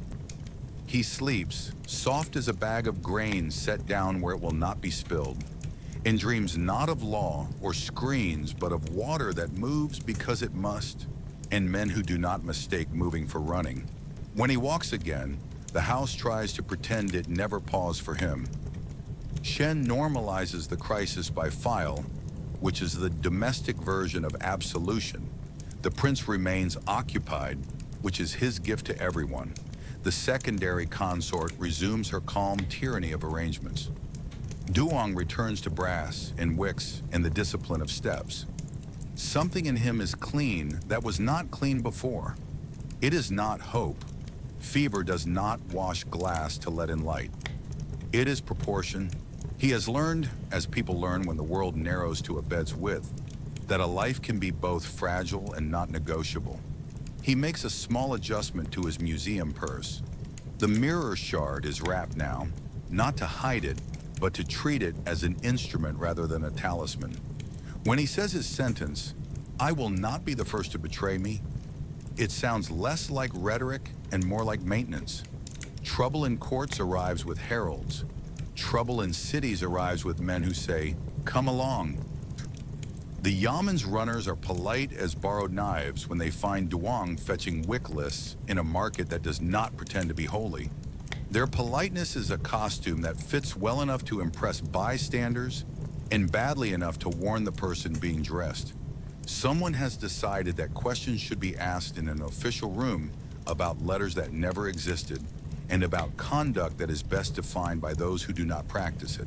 Fang, the clerk who mistakes significance for a profession, has contributed a rumor with a signature new enough to be exciting. The gate guard has contributed a theory with doors that swing by themselves if you whisper to them. Shen has contributed nothing that could be read, but rearranges corridors so that when Duong is walked out through the side gate, there are exactly the right number of witnesses and none of the right ones. The questioning is not cruel because cruelty would be legible. It is efficient, which is worse. A man with ink on his fingers asks sentences whose answers are built in. Another writes whether Duong nodded when the first man believed he should have nodded, and writes that down as confession if he did, and as insolence if he did not. Duong chooses the only posture that does not feed the machine. He answers what is asked and refuses what is guessed. He does not name names because he has learned that names are a kind of coin that become counterfeit as soon as they leave your mouth. He allows silence to sit in the room like a thoughtful uncle. It is not bravery. It is a math that respects the cost of each additional word. He is not beaten. He is placed where men who have been warned are placed, in a room that teaches you the time of day by the angle of its damp. He waits, not because patience is a virtue, but because impatience is a currency the Yaman has learned to tax. Ransom, in theory, is silver. In practice, it is choreography. The household cannot afford a spectacle that proves it breeds offenses. The Yaman cannot afford a precedent that proves rumors cost nothing. The secondary consort cannot afford to be the only person with no instruments to play. She sends not herself, but a figure made of gestures. The steward, whose face is a memorandum, and whose bow is exact enough to be a compliment, and not so deep that it admits weakness. Tea is poured not as hospitality, but as punctuation. A small purse is produced, large enough to be refused and then reopened. A phrase about misunderstanding is floated like a lantern that might land safely on water. The magistrate's clerk, who has the intelligence of a fox and the heart of a menu, does the necessary arithmetic. The house's face plus the yaman's appetite equals a solution that can be filed under order restored. Papers are signed that do not describe what they have done. Doors open, but choreography requires all the dancers to balance. And there is one more step. Duong must bow at a depth that converts mercy into authority. Uncle Bai rehearses him in the corridor, where to place the gaze, how long to hold the low point, what words to choose that admit error without naming a crime invented by other mouths. You are not requesting kindness, the old eunuch says. You are assisting a man in his performance of being just. Help him. Duong does. He bows in a way that preserves the kernel. You cannot bow with your spine, only with your back, and speaks the sentence that will let the clerk eat his lunch with a clear conscience. I was careless with my movements. The clerk nods, as men nod when they recognize a sentence they can file, and writes a note that saves everyone's afternoon. Ransom is paid. No one counts the coins in the purse when the purse lives under a face. Afterward, the house behaves as houses do, that believe they have saved a life even when they were saving themselves. The secondary consort allows the steward to report that her displeasure is brief when the offender is instructable. Shen is pleased to discover that the corridors remember how she arranged them even after the dancers have changed partners. The prince does nothing, and thereby returns to normal what could have become news. Thu takes Duong home by a route that smells of vegetables and says nothing until they reach a basin. Wash, she says, and when he has washed his face and the back of his neck twice, she says the only theology that has ever made sense in a place with screens. Clean what you can. Uncle Bai pours tea and does not disguise the tremor in his hands. He is old, and old men store other people's finds in their bones. Duong sleeps and wakes into a world regained not as a gift, but as a lease. He goes to the riverbank shrine, where offerings never rise above tangerines, and leaves not money, which the canal cannot accept, but time. He stands long enough to be counted as present by the spirit who hears and says, without drama, I was named but not renamed. The smoke accepts the line as if it had been the point all along. In his purse, the mirror shard records that a face can survive the grammar of ransom without becoming a receipt. He returns to the house lighter, which is not the same as happy, and prepares for the next season, which arrives as Refuge dressed as art. Refuge has uniforms. The opera company that hires half a dozen palace hands for a fortnight's engagement wears its hunger like discipline and its ambition like grease paint. They arrive with trunks that have learned to be loyal and banners that have learned to be patient. They set up in a rented hall that pretends to be grand and succeeds at being adequate. Duong goes as a handler of tasks and returns for a few hours each night as a man allowed to stand near a stage without being a stage himself. The troupe's master, a woman whose throat has traded 10 years of softness for 5 notes of iron, assigns him to props, fans that must open with a sound like clean thought, swords that must frighten without cutting, sleeves that must behave like water on cue. We are in the business of making lies look like history, she says, not apologizing. The trick is to give the lie a conscience. Backstage is a republic of roles that know they are roles. The Dan, boys trained to be women more expertly than most women are allowed to be in public, greet Duong not as scandal, but as craft. One of them, stage named Peony Bridge, because his eyes can make an audience want to cross something, shows him how a gesture can be scaled down until it is true, and scaled up until it is credible. Another, whose voice and makeup would convince a magistrate to forgive his own brother, tells Duong the sacred nonsense every troop believes, that the stage is the only place where men are honest about pretending. They do not philosophize to him about fate. They show him where the cork grease is kept and how to tie a sleeve knot so it releases like an exhale and not like a trap. He learns how to stand in darkness and feel when the story needs weight. And he learns to love the smell of dust that has remembered applause. For a week, his job is to make other people's illusions safe. It is oddly a rest. The house demands that a man be heir. The stage asks that a man be a hinge. Hinges are honest about their purpose. He tapes a crack in a drum skin so a war can begin on time. He warms a wax seal so a letter can be broken 2 heartbeats later than it was written. He paints with a brush so thin it is practically a syllable, the vein on a papier-mâché hand used by a ghost in the second act. He watches audiences do the generous work that palaces never do. They agree to be charmed and then let go of the charm without fines. He listens, hidden, to a gasp that is a choir without a conductor, and thinks that if a life could be scored like this, there would be fewer punishments dressed as festivals. The unlikely lesson comes from failure correctly handled. On the 3rd night, Peony Bridge misses a step and lands half a beat late under a lantern that was supposed to make him look like morning. The lantern sees evening instead. The mistake is visible enough to count. The audience does nothing. They do not point. They do not cough their judgment. They wait for the story to ask for them again, and when it does, they give it. Backstage, the master says the line that all good leaders say when error is a citizen: correct, don't punish. She has Duong shift a mark on the floor by 2 finger widths. She has the drummer change a pattern by 1 heartbeat. She has Peony Bridge sit and drink water the way a person drinks after finishing a letter whose words took longer than expected to arrive. Again tomorrow, she says, and again tomorrow they are, and it works. This is how mercy becomes technique. Word travels between worlds, even when men pretend the worlds are sealed. The prince hears that the troupe has wit. The secondary consort hears that the boys look like sins and declares herself too busy. Shen hears that Duong is useful in a place where usefulness is applauded out loud and arranges to be unmoved. Uncle Bai visits the hall once and stands where he can see Duong not be a shadow. He does not smile because smiling has been taxed for years.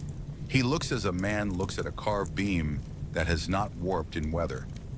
Du comes on the night when the rain makes even good audiences humble. She watches in a corner where finished stories pool and leaves before bows, because bows are for people who cannot stand praise without a handrail. Afterwards, she says only, "You stood where you meant to stand."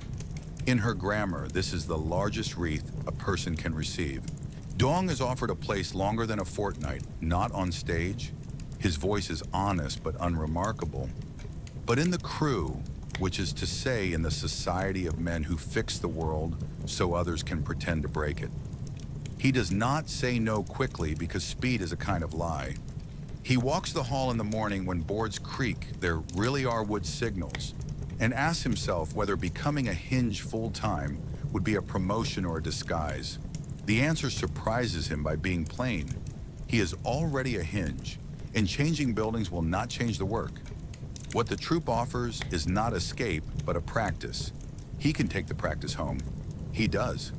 He returns to the house when the engagement ends, pockets a stub of stage chalk as a relic, and resumes his rounds among brass and wicks with a new, very small liberty. He allows himself once a day the stage's trick of scaling a gesture until it is credible. He straightens a scroll so the room falls a sigh deeper into order and thinks of Peony Bridge landing under the right light. On his first night back, the house feels, as institutions do, wounded by the idea that other rooms exist. It stiffens. Then it forgets, because forgetting is one of its superiorities.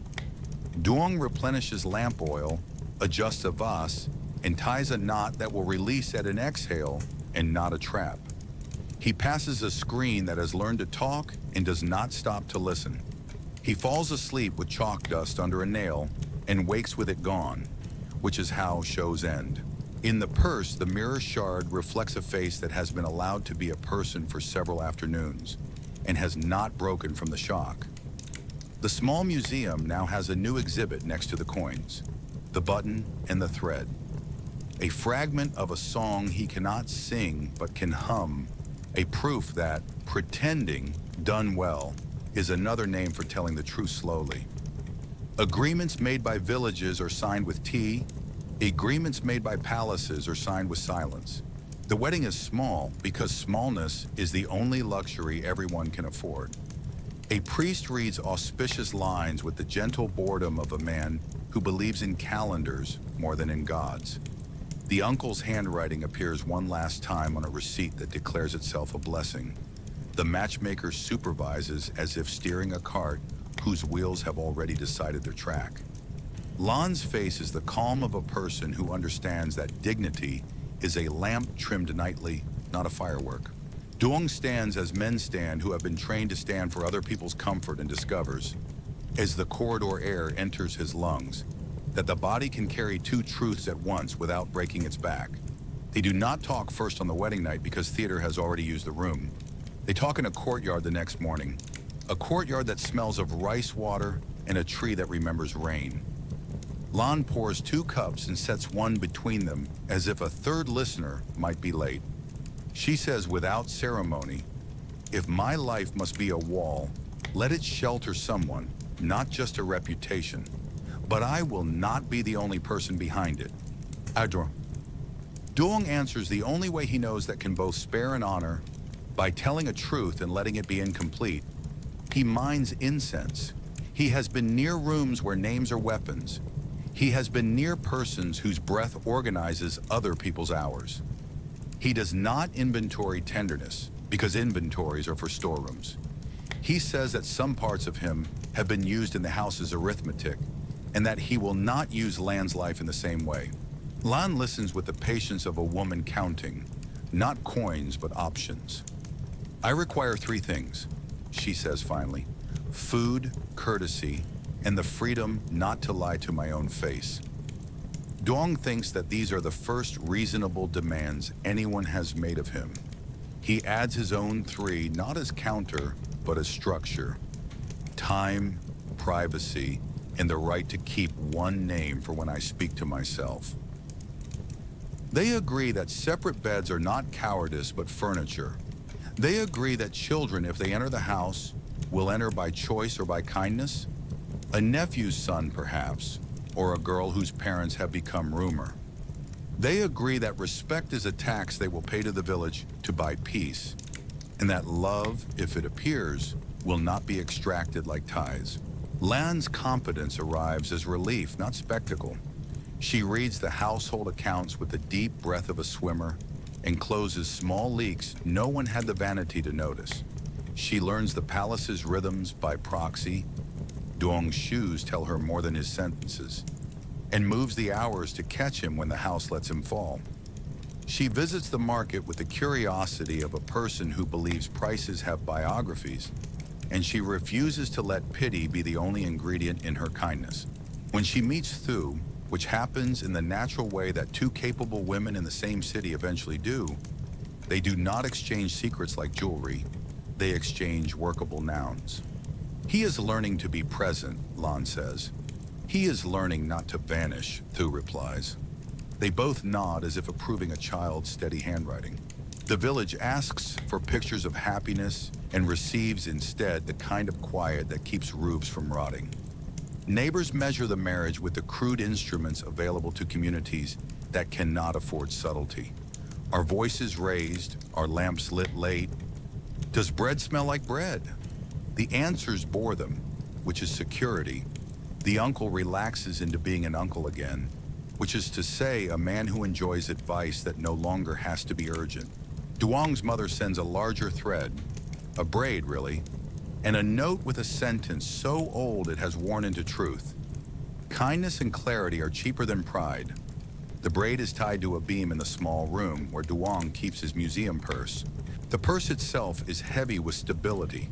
Coins for train oil, the ivory button, the mirror shard wrapped in a cloth that used to be a cuff, and a folded slip of paper on which Lan has written, in a hand that refuses apology, "You do not have to be the first person to forgive you." He reads it when nights turn thin. The palace's response to Duong's marriage is administrative, which is the only mercy it knows how to offer. He is reassigned more often to storerooms, courtyards, and errands that keep him outside rooms where his face once served as weather. Shen registers no surprise and continues her art of arranging corridors so that men do not notice how their steps have been harvested for other people's maps. The secondary consort sends a gift 2 weeks late and thereby trains everyone to understand who remembers whom. Uncle Bai, who has seen men try to make love into armor and armor into love, pours tea and offers the advice of a man who trusts wood more than words. Sand the edges, don't pretend they're not there. Duong and Lan spend evenings sanding. They do not become a legend, they become a household. What they share that is rare in any century is the privilege of not being embarrassed by each other's boundaries. Lan learns that Duong's kernel is not a door to be knocked upon, but a hearth to be tended. Duong learns that Lan does not need rescuing from the life she chose, only help lifting its heavier corners. They invent small ceremonies, a bowl of sesame sweets on days when the house has been a weather system, a walk to the riverbank shrine at the turn of each month, 2 sticks of incense lit for others and 1 for themselves, because to ask too much of spirits is to forget they have their own work. At the shrine, Duong tells the spirit who hears the same sentence, he tells the mirror, and now sometimes tells Lan, "I will not be the first to betray me." Lan, who prefers tools to oaths, ties a second knot in the old thread and says, "Good, now help me carry the rice." Freedom, when purchased, must be maintained like a roof. Records say that Duong's contract is released 3 winters after the wedding, a fact that will later be retold either as benevolence or as exhaustion, depending on who needs to praise whom. The truth is simpler and harder to celebrate. Lan's arithmetic, Uncle Bai's choreography, and Duong's refusal to furnish a scandal produce a calculation in which letting him go is cheaper than keeping him nearby and unuseful. The prince, fully occupied by matters that permit him to admire himself publicly, signs where a clerk points. The secondary consort discovers her memory of Duong, put to better use adjusting flowers. Shen acquires a new junior to arrange, who stands with her hands under her apron as if holding the weight others drop, and tells Duong, "Go by the small gate you used to use when you were important. It will teach you the correct posture for leaving." They do not flee, they drift, which is the honest verb for a departure that must spare too many faces to qualify as a victory.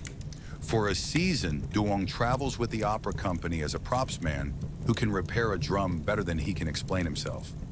He becomes a hinge in a more honorable building, and while the money is thin, it smells cleaner than palace silver. He learns the names of craftsmen who are scholars of glue. He learns which towns applaud with hands and which with breath. He learns that a night's lodging can be purchased with the truth told without romance.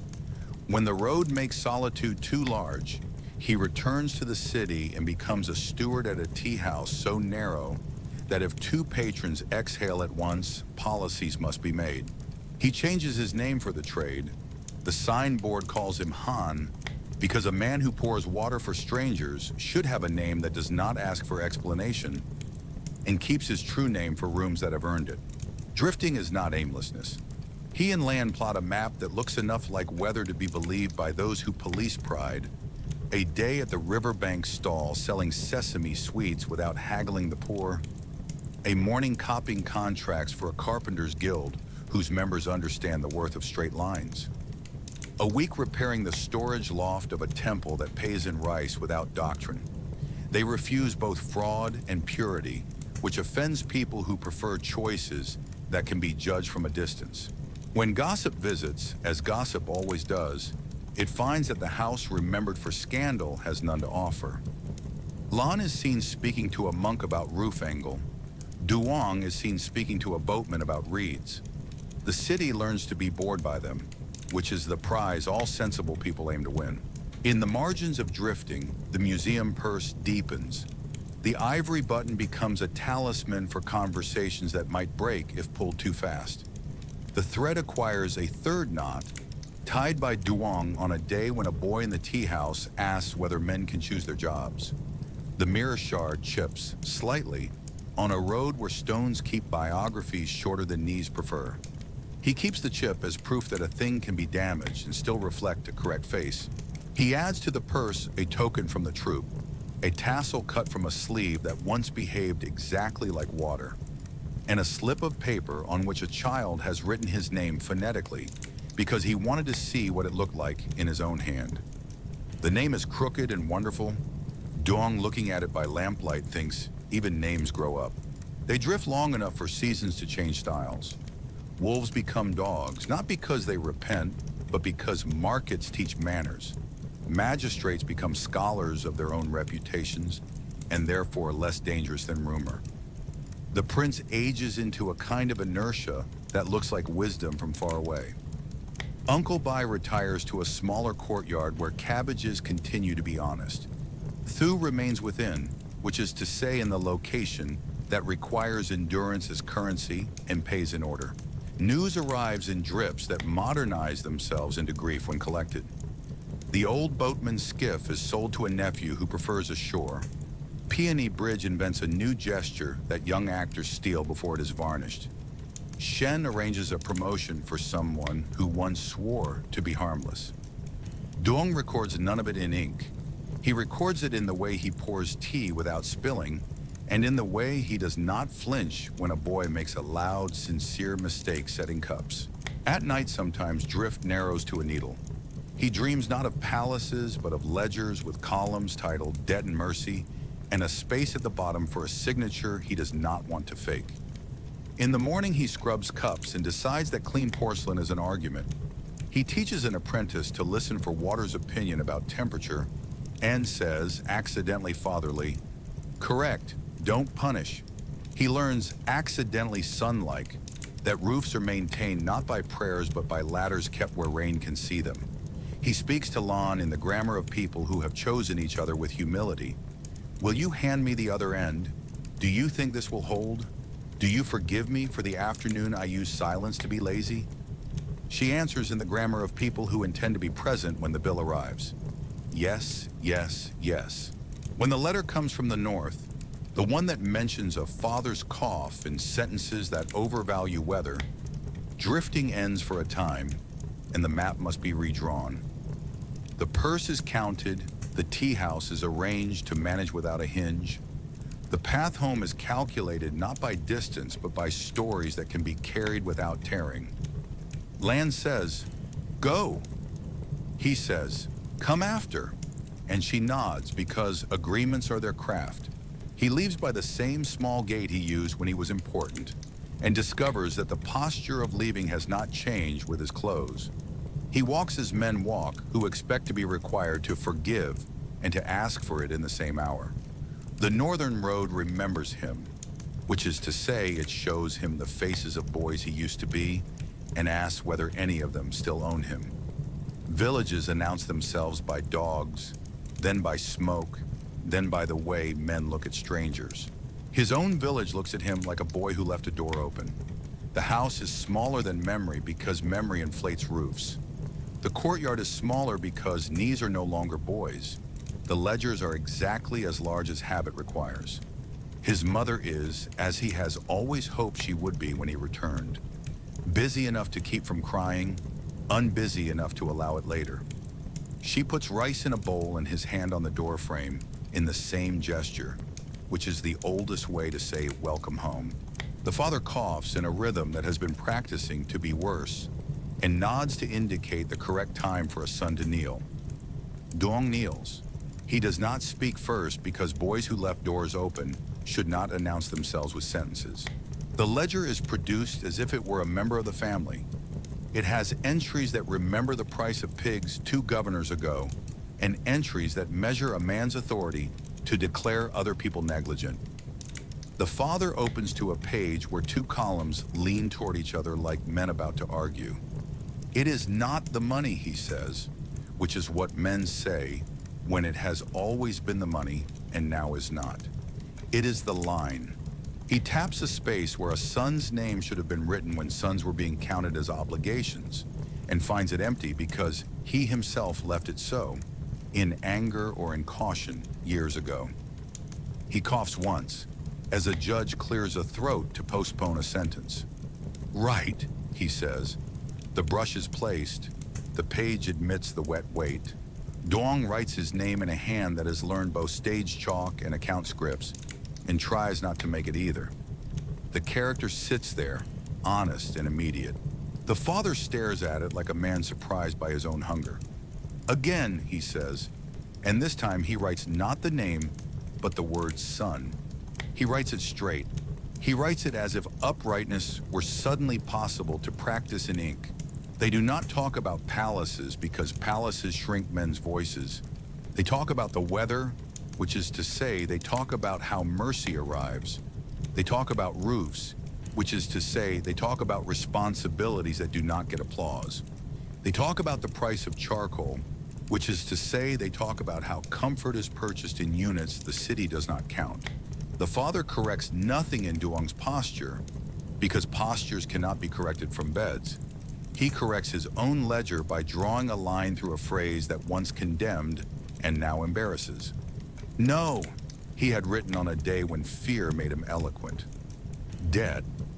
He scratches it lightly, not erasing, because erasures are lies, but letting future eyes understand that a word's authority can be revised when its weather is wrong. We are even, he says, and for once the phrase means equality rather than settlement. Lan arrives 2 days later with the calm of a woman who has packed correctly. She brings sugar and needles and a tune she learned from a boy who plays flute outside the tea house at closing. She brings a letter from the Carpenters Guild that offers help with a roof because reputations are a currency and she has learned to invest. The mother likes her immediately in the way women like people who carry their own weight without applause. The father greets her with the grudging respect men afford competence when their bodies have forced them to be fair. In the evenings, Duong reads from a book that once belonged to a school teacher with neat, lonely flourishes. His father listens with the quiet joy of a man whose son has not been required to give back the words other people demanded. On the third night, the father asks, practical to the end, "Do you have money for your return?" And when Duong says yes, he nods, as if relieved to discover that his son's dignity pays close to market rate. Death, when it comes, is efficient. It takes what it came for and leaves sentences to be finished by those who have learned how to finish them. The ledger closes itself. The brush is washed by a daughter-in-law who appreciates tools. The stone on which ink is made becomes a paperweight for letters that will not be sent. Duong helps lift the body with hands that have learned more from props than from law, and discovers that grief is a labor more honest than dramatics. At the graveside, he does not make promises in public because promise is not a wreath. He says inwardly and without improving adjectives that he will hold the line his father asked him to write. Son, the earth takes its role, the village takes its notes, the dogs pretend not to know him and then wag anyway. When they leave, a neighbor hands Duong a small bag of coins because villages are poor and therefore excellent at mercy. He accepts and thinks, not for the first time, that the city has forgotten how to be poor and how to be excellent. Before he goes, he looks at the ledger a last time. On the final page, his father has written a line he must have rehearsed and only gotten right at the end. Face is owed to others. Truth is owed to yourself. It is the philosophy that men in palaces could patent if they were honest and then forbid in the name of order. Duong copies it onto a slip and files it in the museum purse beside the mirror shard. He leaves the village through the same gate he once ran through and does not run now. He walks with the confidence of a person whose receipt is written in earth. The tea house becomes a school at night when tables are wiped, chairs are stacked, and a single lamp agrees to stay awake as a salaryman for words. Duong writes not a memoir exactly. Memoirs are written by men who believe their names improve paper, but a letter to people he will never meet, a nephew's son who may be fed by another man's wages. An apprentice who will inherit the habit of wiping a cup twice because the first time was for show. A boy who will attempt to leave a door open and be punished by weather. A girl who will learn numbers faster than rules and have to pretend the opposite. He writes long, slow paragraphs as if the lamp were a companion rather than a tool. He writes not to change history, but to refuse its lazier versions. He begins with names they will try to rename you, sometimes as kindness, sometimes as bookkeeping, sometimes as sport. Keep one name for yourself that you do not publish, not because it is secret, but because intimacy is not a newspaper. Let others call you what their mouths require. Your throat is yours. He writes about law. The state loves numbers because numbers can be filed. It will count your blows and call that justice. The House loves breaths because breaths can be trained. It will count your silences and call that loyalty. Count yourself and call that memory. He writes about fear. Fear is a tax you must negotiate. Pay enough to keep your roof. Do not pay so much that you rent out your spine. He writes about work. Be a hinge when you cannot be a door. Doors are noticed and painted. Hinges hold weight. Learn the honest crafts. Pouring, mending, counting, listening. Because people who know how to do things cannot be entirely erased even by men who own ink. Correct. Don't punish. He writes about love without saying the word. Make agreements that can survive rain. Do not use one life to erase another. If you marry, be precise about kindness and allow for privacy as a kind of respect, not a loophole. He writes about allies.